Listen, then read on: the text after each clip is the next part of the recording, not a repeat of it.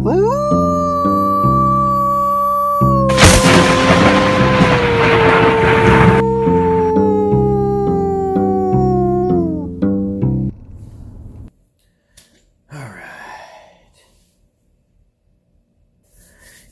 rant.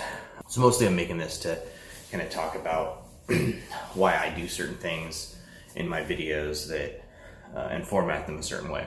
When I watch content, I don't like to see super long intros where somebody's talking about their life, like especially if I just Google a subject or search for a subject, and all of a sudden this person's like going through 5 minutes of updating their life.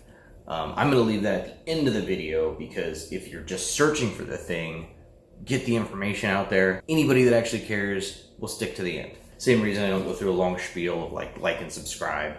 I've started to put that up in runes, which only people that can read the Elder Futhark would be able to read. But I kind of do that on purpose. And if you're interested in learning the runes, eventually I'm going to make a video on it. But you can always shoot me an email, and I've made plenty of ciphers. My email's, well, it's in the thing on here, but I'll throw it in the description as well. It's goldie.grimwolf@gmail.com. Yeah, I don't want to hear somebody's life story. I don't care. I literally, like, if I'm watching the video because I like care about a content creator, then, I'll wait to the end. Like, why put it in the beginning? Why they tell you to, maybe watch some of the, what was it called? It was like a YouTube Creator Academy or something. And it's a channel on here that you can actually access through the YouTube Creator Studio thing, whatever the heck it's called. Yeah, some of the things they tell you is like, plug your stuff in the beginning of the video. And I don't want to do that. I mean, if you do it on your channel and, you're watching and that, whatever, then, that's obviously your choice and whatever. But I want to just get to the meat and potatoes, because as somebody that absorbs information, and honestly, one of the reasons I use YouTube is because I'm usually too busy to read. I'll hit play while it's on my lap when driving, of course, hands-free, or maybe be at work and just have it playing, depending on the post, of course. If I'm just sitting there watching cameras, I can listen to it. But if it's a post where I'm walking around, then probably not, because I'm gonna need my eyes and ears, I also really dislike whenever they're like editing, and all of a sudden they're like, oh, I gotta put this thing in there, and then they mention it in the video. Like, just keep going. Like, you've probably seen it if you follow me, which I assume if you're watching this one specifically, you probably follow me. You'll notice that all of a sudden the background changes, and I'm sitting in a vehicle or whatever. Sometimes it's a stylistic choice, and then sometimes it's just because I'm editing and I'm like, and usually in the vehicle when it's happening, and and I realize I need to throw that in there, so I do. But I'm not like, oh, I forgot to put. I don't understand why they need to do that. I don't know, and it kind of artificially makes the videos longer, which is another thing to bring up. I don't want to artificially make the videos longer. That's another reason you'll see a bunch of jumps in my videos, a bunch of jump cuts, is because I'm taking out the ums and the long pauses, or I'm like staring at my notes or trying to think of something. And sometimes they're really long pauses where like I'm thinking, but it literally looks like I'm just staring for a little while. I posted on my Twitter and Instagram, actually a side-by-side, I'll throw it up on the screen, of when I was editing the 9 Noble Virtues video, and I pretty much cut the time in half, because a lot of that stuff is the ums and me staring, or maybe I'll say something that doesn't quite pertain to the topic, so I'm like, I'll just throw that out of there. That's useless, because I'm not trying to build these up for time. Like, it helps with monetization, and I'm not quite there yet. You have to get to 4,000 watch minutes in I think it's like a 6-month period, if I remember right. And I'm at it teeters between 3.2 to 3.6. So, but I haven't been doing this a full year yet. It's been about, I think, 7 months. I think it'll be a year in March. So I don't do a lot of heavy theatrics either, and I don't go scripted. I'll have notes so that I can know things that I want to talk about. Like right now I'm looking at a little sticky note of stuff I wrote down earlier. So I don't want to sound like I'm reading. Like in my Being Berserker video, I read a portion of it, did not like the way I sounded. And I would rather sound more organic, more authentic. I mean, a lot of this stuff, if I'm not able to say it off the top of my head, then I probably don't know it well enough. And I mean, I do a little bit of research usually prior to the videos, just to kind of brush up a little bit. But for the most part, you know, it's stuff that I'm very familiar with. Otherwise, I wouldn't be doing this channel, right? And there are a couple of really good channels that do the theatrical, or more theatrical, more scripted, or either of those that I'm not gonna like call out or anything, because they're pretty decent and they've got good information. I just don't like the style because it doesn't seem very authentic, and I don't want to have, like, even though it's a religious channel, I don't really want it to have the feel of, like, I don't want it to have an artificial feel. I would rather it be based on the information I'm able to share, my personality, or lack thereof, and yeah, just being authentic, which is another reason that I will like cite sources. In my 9 Noble Virtues video, I even went to the point where I read things and showed it up on the screen so that, you know, if you wanted to, you could read along with me, you could see it. Obviously the links are were in the description, and then you're able to do research. And that's also why I'll tag other channels and give them shout outs, whatever, because I want you to be able to get multiple sources, look at things. And a lot of these channels, I think all except for one that I plugged, are larger than mine. Having multiple sources of information, not just on YouTube, but, you know, internet, traditional literature, all that stuff, is what's going to give us a more well-rounded view and idea. I don't ever want to create like an echo chamber, an ecosphere of having one ideology or set of ideas, or rejecting other people's ideas. And one of the things that gets a lot of channels really big is outrage marketing. You'll have a lot of YouTubers that will get big because of controversy, or, you know, they'll get those clicks because the subject matter is something that they're passionate about, that their side of whatever the spectrum is, it could be political, it could be religious, whatever. Yeah, it gets people riled up, so it gets those clicks.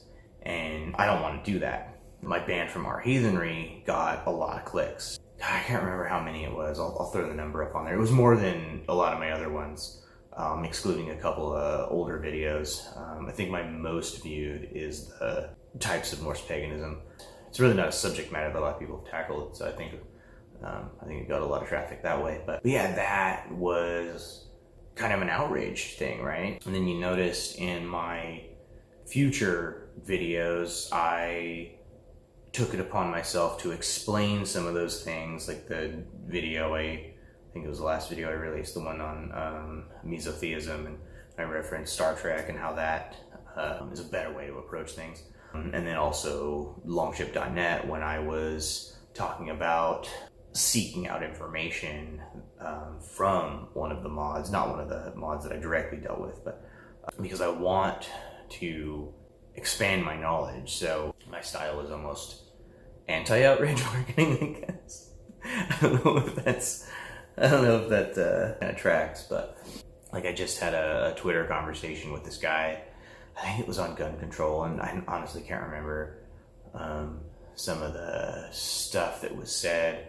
There was a gal that was more left-leaning than me that wanted more restrictions on gun control. Again, I can't remember the specifics of the conversation, but she ended up discussing with this heavy conservative guy, and I kind of was like, oh, not touching that one. And then, because I just, you know, it was too much to keep up with, until I noticed a post from her kind of calling him out, and then I looked at his past post, and he like ad hominem strawmanned the left and kind of clumped them all into one specific viewpoint, and then ad hominem to that straw man. Which, if you're unfamiliar, straw man is like building, mentally obviously, building a person to attack whose views are a certain way, even though the person that you're debating did not express those views. And then ad hominem is attacking the person. It literally means at the man. So that'd be insults thrown, right? You see that all the time on the internet. And I called him out on that, which is usually what I do in conversations with that happens. Because honestly, it brings it back a lot of the times. As long as you remain calm and you direct it to that, and you don't participate in the ad hominems, don't attack them, don't strawman them, don't commit any of those fallacies, right? And you bring it back, you're usually able to, I think he stopped tweeting, but usually able to bring it back, because he had mentioned, essentially he was talking about how the left is against traditional values, and how, I'm paraphrasing here, but basically because of that, they were the enemy. I'm like, if you have that mentality, that's what's going to make them hate you. That gives them fodder to be against you. It doesn't matter which side you're on of any subject. If you attack the opposition as an enemy and not somebody that is another person that is also trying to find solutions, then you meet conflict and you just increase the polarization. And that was my point. So that's kind of what I mean by anti-outrage marketing. I'm trying to spread the message of, obviously I'm trying to teach with this channel, I'm trying to teach about heathenry from my perspective, but that bleeds over into my views, which I'm gonna do a video on should religion be political, and kind of expand on that. I'm sharing my worldview as well, because your views are, and obviously I'll expand it in the video that I'm going to do, how I view the world is shaped by the events in my life, and my worldview is a heathen worldview, and I'm kind of trying to explain how those things mesh. So of course, sometimes it will bleed over into the political, even though I try to stay away from it. On my Twitter, I'm a little less reserved about that, but only in the past few weeks I've really started using it anyway. And I'll throw a link to my Twitter down there if you're interested. Sometimes I'll post new pictures I've done or something like that, so my Teespring and whatnot, if you give a crap. I also feel really bad about plugging Patreon and Subscribestar. I feel less bad about the Teespring and the Redbubble because it's like a product and it's a service, because I don't really offer anything on my Subscribestar or my Patreon yet. I don't have the time, which is unfortunate, but the irony is that if I had more patrons, I would be able to. And I feel bad because it's a religious channel, and I don't feel that the motivation for any kind of religion should be financial. I mean, it takes a little bit to make this. Obviously, I have to set aside time. I very often will film on a break at work, at least until I get the office dialed in. The service I use for editing videos on my phone, Cyberlink, which if you're interested, it's a pretty good app. I have a Samsung Note 9 that I use, so obviously that can work. So if you have that or higher, I'm sure it'll work with the app. But it's a $50 subscription a year, so it's not crazy expensive, but it's a little bit of money. And as a Gothi, I have spent a bunch of money on my kindred.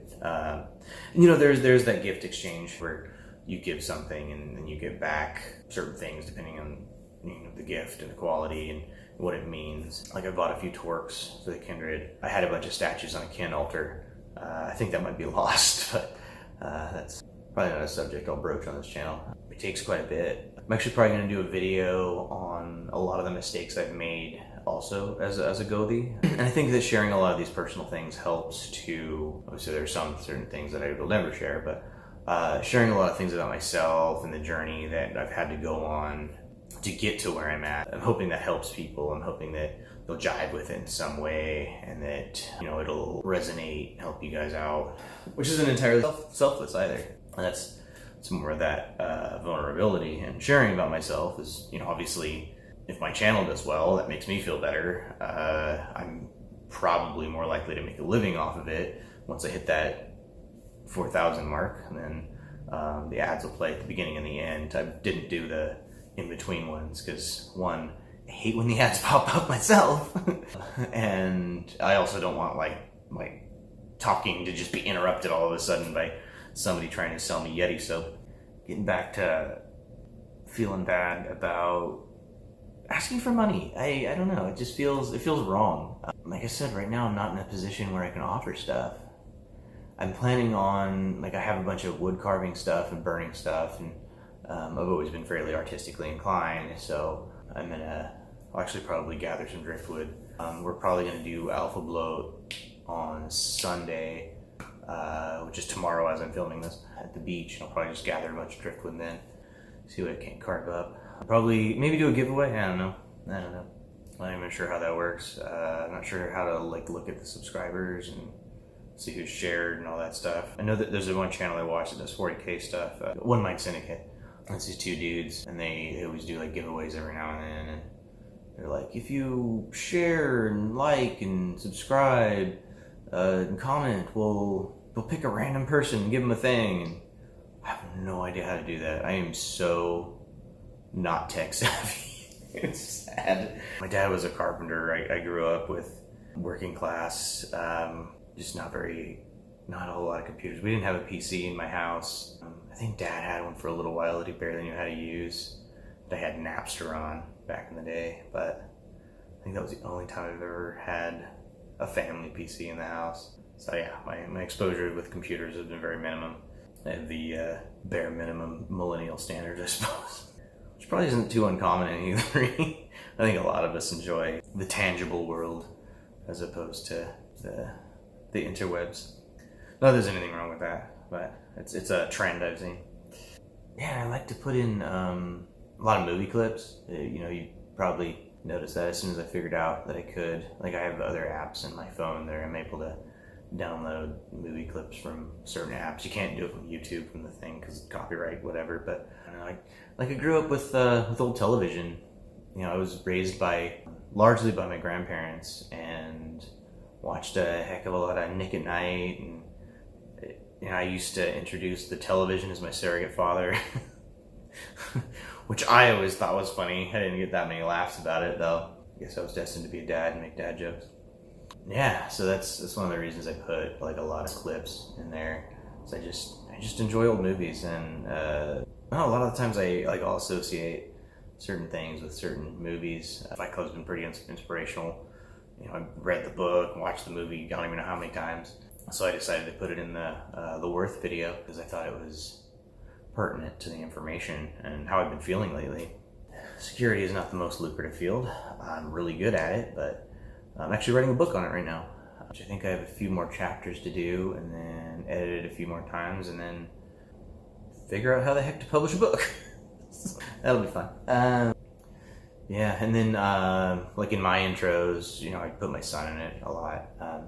And one reason is because when I was editing my first video, I was like, I need some kind of like intro thing, and I just happened to have footage of him playing with my dad's chocolate lab.